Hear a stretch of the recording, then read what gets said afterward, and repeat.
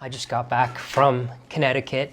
I was up there for a little under 2 weeks making pots with Guy and Erica, and I am very excited to announce my next online sale, Sunday, October 26th, a little over a week away.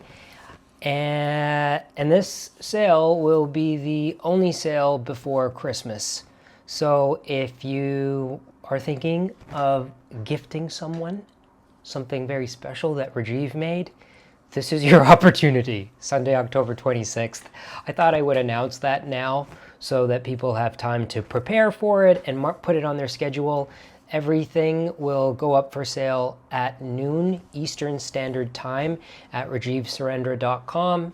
Previously, most things sell out very quickly, and then we receive many emails from people saying things like they had things in their cart, and by the time they went to check out, they weren't there anymore. So this is very flattering to me, and it's an honor that I'm able to make things that people really want and that that they actually purchase, because you would be surprised at the price of industrial bras these days and how much it actually costs to make a person look so cheap. So I do need the money, to quote Dolly Parton. No, you'd be surprised at the price of harp lessons and taking art classes in Florence and living in New York. Anyways, really, truly, I'm very grateful to all of you who support my endeavors by purchasing these things, because it helps keep it going. So I'm really grateful, but I do apologize to the people that want to buy something and then it's all gone. I have really worked at stocking the online shelves, and the thing that there are a lot of this time, like more than ever before, are the small flower pots. I made about 50 of them, which is why there hasn't been a sale in quite a little while, as I've been trying to stock things up. So I want to share with you today some of the things that I have made, and even if you're not interested in purchasing anything on my online sale, you might be interested in just seeing what I've been up to, what I've been making, because I've been very excited about what I've been making. So I'm going to start with the things that you really probably haven't seen before, because I haven't talked about them before. And that is, excuse me, these little pots. These very small pots are something that I started making in Rhode Island this summer with some excess clay.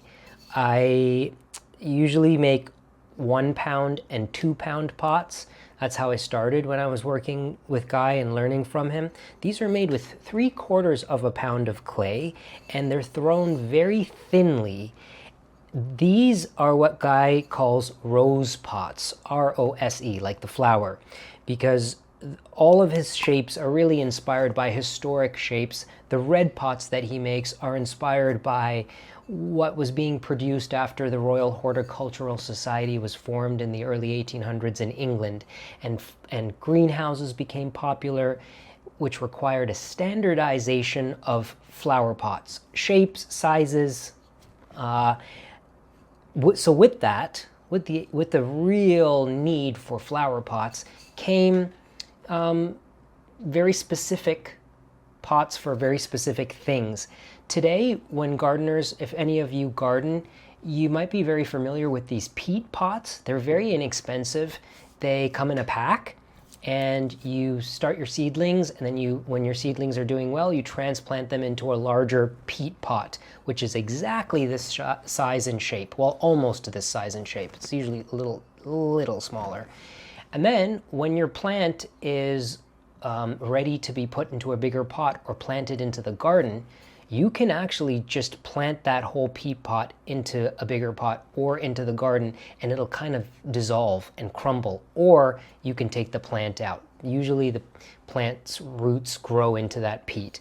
These rose pots were, Guy believes, because they were called rose pots, were for propagating roses. And when the cutting was strong enough to be transplanted into something else, this would just be broken.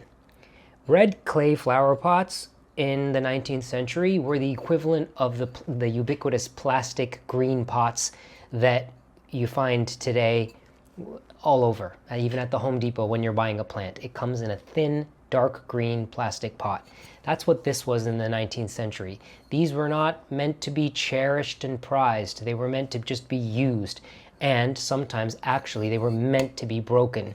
So these thin pots, they're thin, and sometimes they were fired at a lower temperature so that they were easily breakable when the time came to transplant the plant without damaging the roots and trying to like pull it out of here. I love that. I love the context in which these pots were made and why they were a certain shape and weight. The feel of this rose pot, when I started making these, what thrilled me about them is that they feel like a styrofoam cup. They are kind of the same shape and proportions of a simple white styrofoam cup. And they're so light. They're so light and delicate that I almost, like, you feel like you could just squish this and break it. I love them so much. I made like 4 or 5 in Rhode Island over the summer just to experiment. I loved how they turned out. I gifted a few of them to people and I kept just like 1 or 2. And then when I went to Guy's this time, I asked if I could make a bunch of these. So here is a stack, and they stack so beautifully. Here's a stack of these rose pots.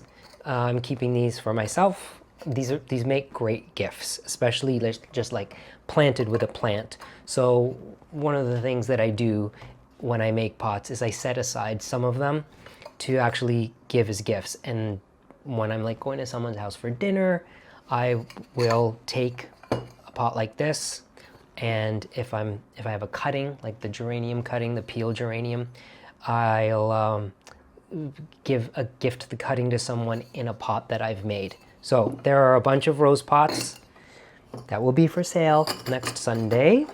And then in the line of flower pots,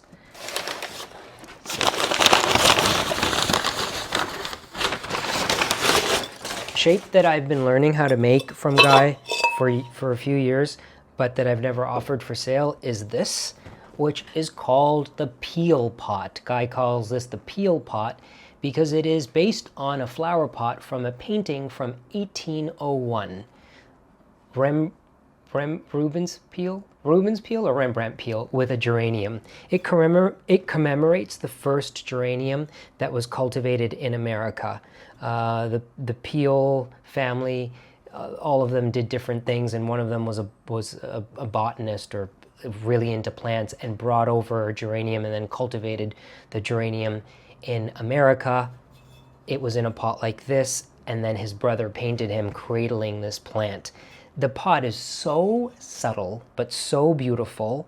It has a single rope under the rim, and the actual proportions of the pot, like the width of the top to the base, the width of the base, and then the angle that connects the two is extremely nuanced to be quintessentially Georgian. It has Georgian proportions, and there's something about the Georgian proportions and the angle of this line that mimics and reflects architecture of the time. The Georgian proportions in a building were applied to many other things in the arts, including a flower pot. It was part of the aesthetic of the time. And I'm saying this to you because this is what I'm working on when I'm making these pots. If I'm making 50 of them, I will say maybe 6 of them will have the proportions and the line that I think, oh wow, I really like that. That's, to my eye, that's it. And what has been really nice over the past couple of years is having Guy say that. Every now and then he'll say, those are really good, or those look like I would believe that I made those. That's the most flattering thing that he said. And when these were coming out of the kiln this time, he said, I think I'll keep these and sell these here, which means that he really liked them. So that was an honor. These, I'm going to show you the plant actually. It's actually on the fire escape right now. Oh yeah, it's getting some sun.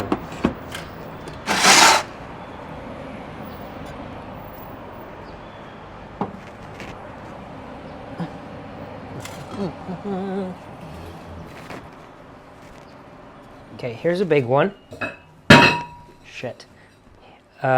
This is my big one, and I make cuttings from this one. This is in a pot that Guy made years ago. The year is stamped on this. This was made in 2014, Guy's pot.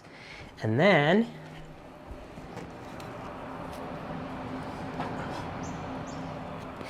when I make cuttings, I just sort of put them in little pots like this and keep them on the fire escape while it's warm enough to keep them going. This is a pot that I made in 2021, a white pot that has weathered so beautifully over the years, and that is the bloom. So this plant is a descendant of that original plant from the painting. The Peels gifted a cutting to Thomas Jefferson, and Monticello, Thomas Jefferson's estate, has kept the plant alive and propagated it for over 200 years, and Monticello gifted a cutting to Guy Wolf. Guy's wife Erica has like lovingly taken care of these plants, and it grows so prolifically there that she's made cuttings, and one of them was gifted to me. So this beautiful plant is the original, like this is the early geranium before they became very hybridized, and it grows kind of wild and lanky, and the flower is so simple. It's the exact flower from the painting. I love it so much, and the fact that Guy makes these pots and that he's been generous to share how to make them with me, I'm just thrilled that I can offer some of these to you. Let me put this plant back outside.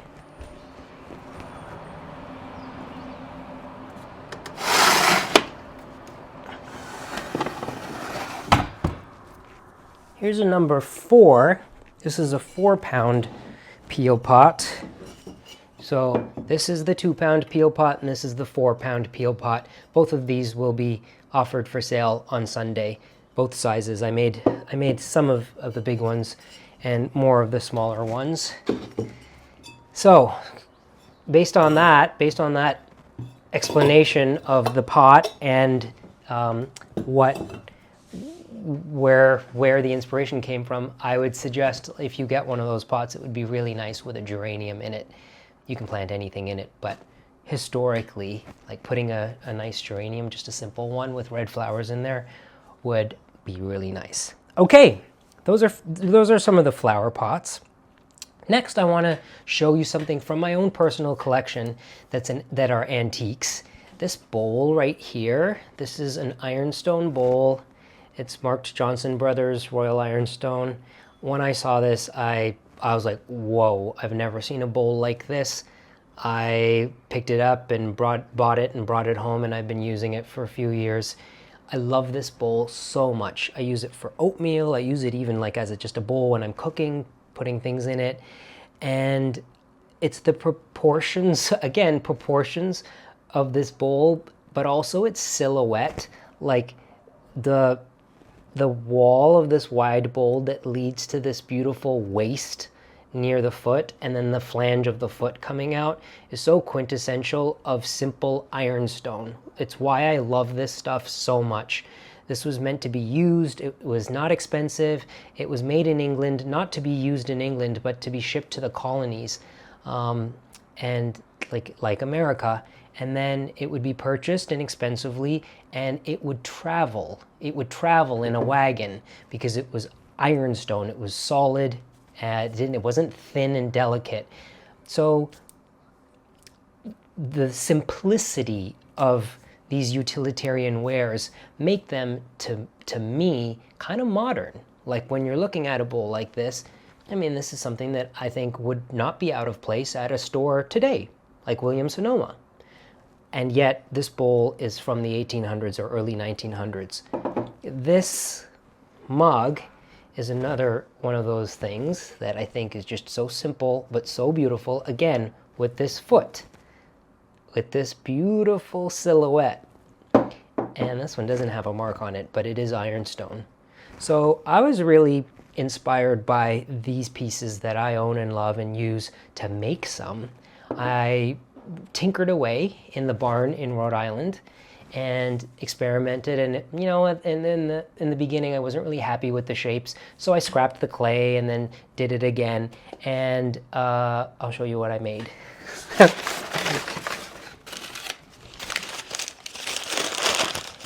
Actually, they're in the other room. I'll be right back.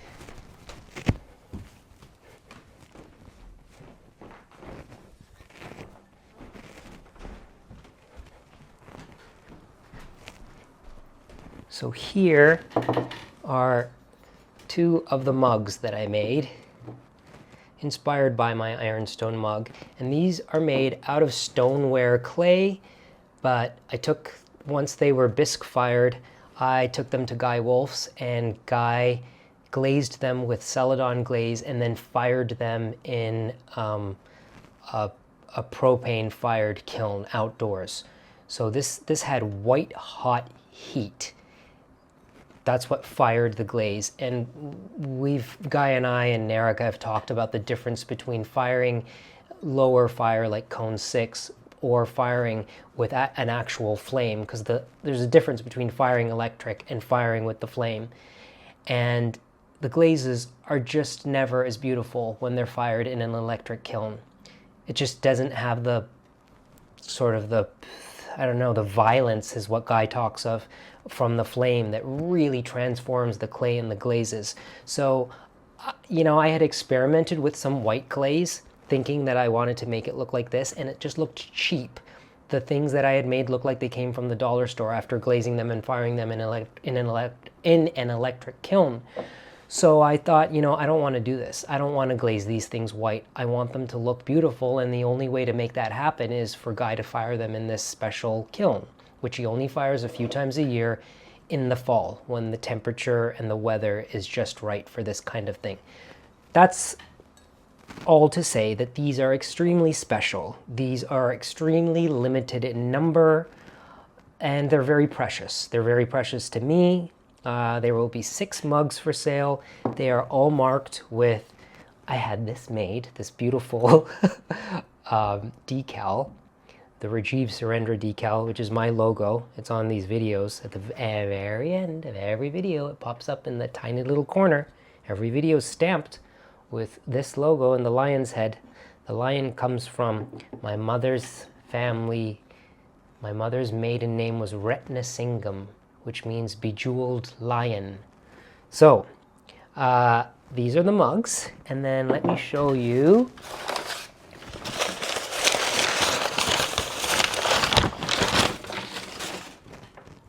Here's a bowl. There are a few bowls that will be offered for sale. And this bowl is based on this bowl. And this was made the same way with Stoneware clay, again glazed by Guy with Celadon glaze. The spots, all of the speckling is from the clay. It's I believe it's iron or whatever metals are in the clay that come out into the glaze during the high fire. I love these. I personally set aside this bowl and 2 of these mugs for myself because I love them so much, and I'm going to use them here in my apartment. And then there are some that will be available for whoever wants them and is able to get in there and get them. I also want to show you my Wise Man soap.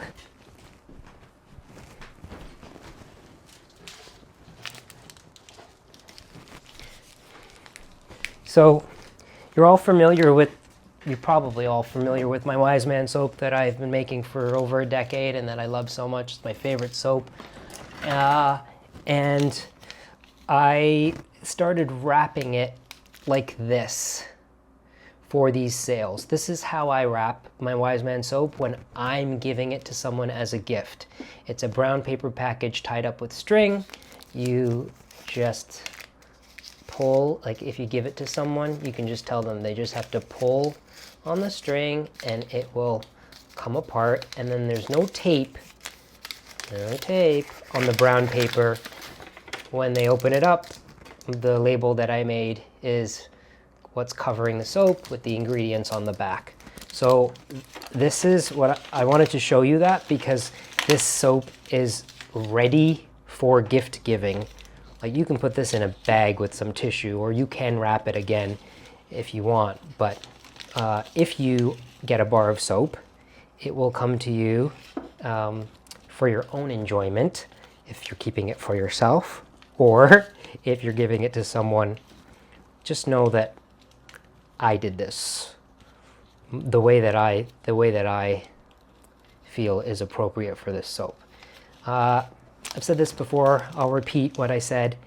This is really precious stuff. It's the soap that I make in my kitchen with really high quality frankincense and myrrh. Don't leave the bar in the shower while you're showering. Don't let water just drip on this, because you will literally be pouring money down the drain if you do that. The way I use this soap is I have it in a soap dish that has a little strainer, so that even if the bar is wet, it's going to drain. And then I keep that soap dish out of the stream of water, so that like it's not just constantly being wetted. The soap is a very hard bar of soap. So you use it, it lathers really well, and then when you set it aside and it dries back to a hard bar. It's not going to turn like slimy and gross the way a lot of handmade, homemade soaps react once they start being used. But in order to maintain the hardness of the soap, you can't leave it sitting in water, because if you do leave it sitting in water, it will get mushy. This is great stuff. I love it so much. Most of what I make I keep for myself and give away as gifts. The excess goes on to the site for sales. Do I have anything else here that's going to be in the sale to show you? I don't think so. The last thing that's going to be offered that I should mention is marbled paper.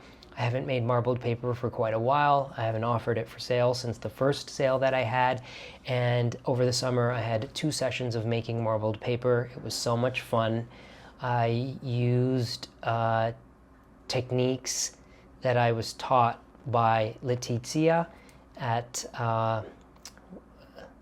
Religatore, no, something, Santa Agostino. I forget the word for bindery in Italian. Anyways, there's a video on YouTube of my visit to a shop in Florence where I saw paper marbling at its finest, and I learned so much from Letizia and put some of those things into play with this last round of paper marbling.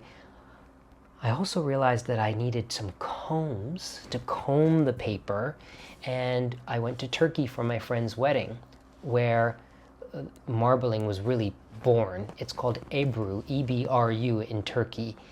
I visited a wonderful art store, Ayan Ebru, A-Y-A-N, and then Ebru, where paper marbling supplies are sold. So I brought back combs from Turkey, and I used those in my second round of paper marbling.